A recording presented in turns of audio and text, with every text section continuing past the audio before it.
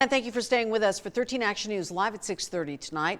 Betty White's love for animals continues on even after her death. Now, the hashtag Betty White Challenge right now is trending on social media, so it is urging people to donate to a local animal shelter or rescue, all in honor of the Golden Girl, who of course was a huge advocate for animals. And 13 Action News reporter Bree Guy talked with One Valley Animal Organization that had a close personal connection to Betty White. I was an only child, and my mother and father were just as animal nutty as I am. And I was the lucky little girl that had parents that would come home from a walk with a dog or a cat and say, "Betty, he followed us home. Can we keep him?" That's Betty White talking to KTNV back in 2010 when she was honored by the Morris Animal Foundation for her work in advocacy for animals. After America's sweetheart passed away on New Year's Eve, an outpour of love turned into one of action. The Betty White Challenge came alive on social media, calling on the world to donate to animal rescues and shelters, a cause that was so close to Betty's heart.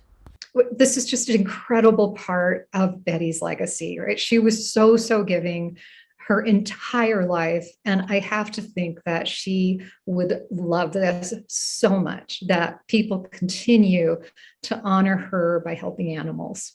The challenge encourages people to donate just $5 to a local animal shelter or rescue in White's memory on what would have been her 100th birthday, January 17th.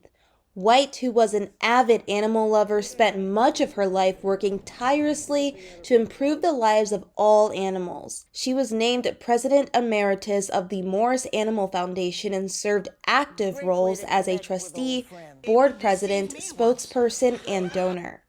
That's my life, really. I have to stay in show business to pay for my animal business. She wasn't a figurehead. She was very involved. I don't think I can express eloquently enough just how incredibly important she has been to animals everywhere. She will truly be missed. There is only one Betty White.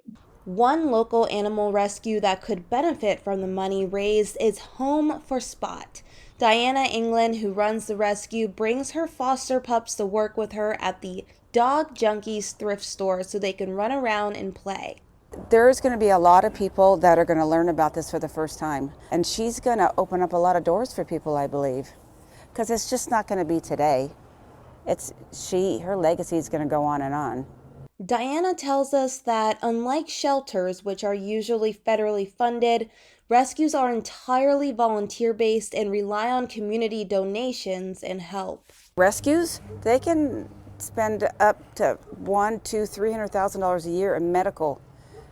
This little guy walked onto a bus last night. The guy didn't know what to do, called me, I went and got the dog. And so we'll look for the owner, but if we don't find the owner, okay, now we have to get it fixed, now we have to get shots, now we have to get it chipped, now we get it bathed, now we get the nails cut. Now, you see how that goes?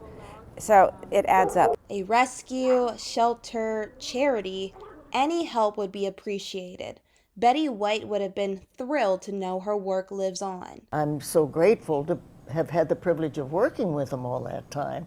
For information on how to donate to the Morris Animal Foundation Betty White Fund or to a local shelter or rescue, visit our website, ktnv.com. Reporting, Bree Guy, 13 Action News.